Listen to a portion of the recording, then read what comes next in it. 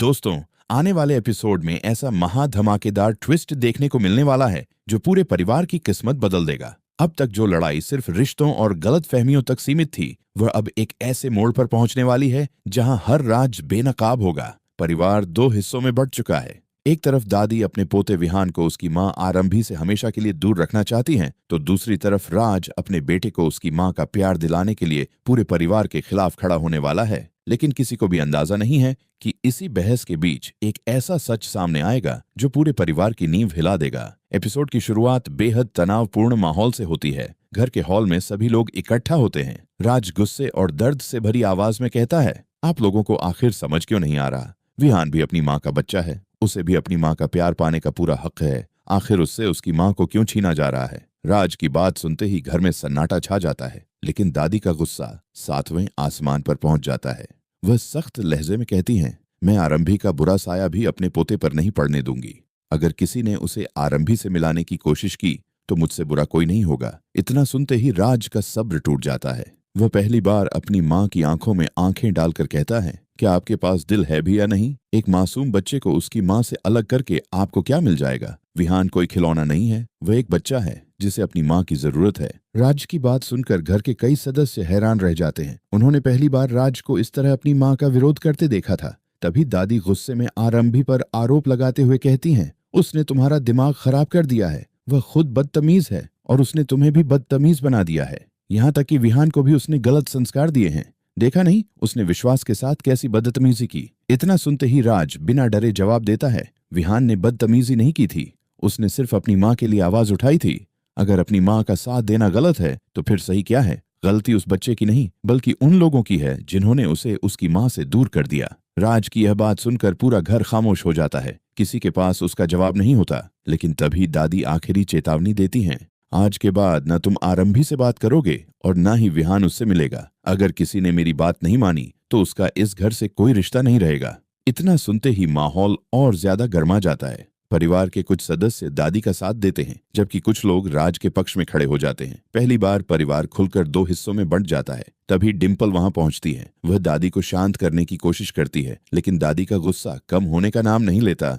डिम्पल कहती है, प्लीज शांत हो जाइए, आपका ब्लड प्रेशर बहुत बढ़ रहा है। लेकिन तभी दादी अचानक अपना सीना पकड़ लेती हैं। सभी लोग घबरा जाते हैं। राज तुरंत उनकी तरफ दौड़ता है। डॉक्टर को बुलाया जाता है। पूरे घर में अफरा तफरी मच जाती है। उधर दूसरी तरफ आरंभी अपने कमरे में बैठी लगातार रो रही होती है। तभी उसके फोन पर एक अनजान नंबर से कॉल आती है। जैसे ही वह कॉल उठाती है, सामने से एक आवाज आती है, अगर तुम अपने बेटे विहान को हमेशा के लिए खोना नहीं चाहती तो ठीक आधी रात को पुराने मंदिर के पीछे अकेले पहुंच जाना। किसी को बताया तो बहुत देर हो जाएगी। यह सुनकर आरंभी के पैरों तले जमीन खिसक जाती है। वह बिना किसी को बताए रात में वहां पहुंच जाती है, लेकिन वहां जो उसका इंतजार कर रहा होता है उसे देखकर उसकी सांसें रुक जाती हैं। अंधेरे में एक नकाब पोश शख्स खड़ा होता है। वह धीरे धीरे अपना नकाब हटाता है। उसे देखते ही आरंभी की आंखें फटी की फटी रह जाती हैं। वह कोई दुश्मन नहीं बल्कि परिवार का वही सदस्य होता है जिस पर आज तक सबसे ज्यादा भरोसा किया गया था। वह मुस्कुराते हुए कहता है, जो कुछ आज तुम्हारे साथ हो रहा है वह किसी गलती का नतीजा नहीं बल्कि कई साल पहले बनाई गई मेरी योजना का हिस्सा है। आरंभी हैरान होकर पूछती है, आखिर तुम चाहते क्या हो?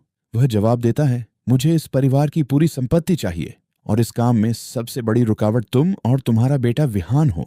ये सुनते ही आरंभी के होश उड़ जाते हैं। लेकिन दोस्तों, कहानी का सबसे बड़ा धमाका अभी बाकी था। उसी समय राज, जो चुपके से आरंभी का पीछा करते हुए वहां पहुंच चुका होता है, पूरी बातचीत सुन लेता है।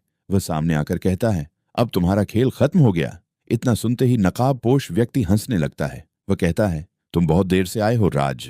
अचानक चारों तरफ से कुछ लोग निकल आते हैं और राज को पकड़ लेते हैं। आरंभी चीखने लगती है। तभी वहां पुलिस की गाड़ियों की आवाज सुनाई देती है। नकाबपोश व्यक्ति भागने की कोशिश करता है, लेकिन भागते समय उसके हाथ से एक पुरानी फाइल गिर जाती है। पुलिस वह फाइल उठा लेती है। फाइल खुलते ही सभी अधिकारी हैरान रह जाते हैं। उसमें कई पुराने दस्तावेज, बैंक ट्रांजैक्शन, नकली सिग्नेचर और एक डीएनए रिपोर्ट होती है। डीएनए रिपोर्ट देखकर हर कोई सन्न रह जाता है। रिपोर्ट में खुलासा होता है कि विहान को लेकर जो सच पूरे परिवार को बताया गया था वह अधूरा था। यानी वर्षों से पूरा परिवार एक झूठ पर जी रहा था। इतना ही नहीं, उसी फाइल में एक पुरानी वसीयत भी मिलती है जिसमें लिखा होता है कि परिवार की पूरी संपत्ति का असली उत्तराधिकारी विहान है। अब सबको समझ आ जाता है कि आरंभी को बदनाम करने, उसे घर से निकालने और विहान को उससे अलग करने के पीछे असली वजह क्या थी। ये लड़ाई इज्जत की नहीं बल्कि अरबों की संपत्ति की थी। लेकिन कहानी यहीं खत्म नहीं होती। अगले ही पल नकाबपोश व्यक्ति पुलिस की गिरफ्त से छूटकर भाग जाता है और जाते जाते एक ऐसी बात कहता है जिसे सुनकर सबके पैरों तले जमीन खिसक जाती है। वह चिल्लाकर कहता है, तुम लोगों ने सिर्फ मेरा एक चेहरा देखा है, असली मास्टरमाइंड अभी भी इस घर के अंदर मौजूद है। ये सुनते ही हर कोई एक दूसरे का चेहरा देखने लगता है। अब परिवार में किसी को किसी पर भरोसा नहीं रह जाता। क्या राज समय रहते असली मास्टरमाइंड का पता लगा पाएगा? क्या आरंभी अपने बेटे विहान को वापस पा सकेगी?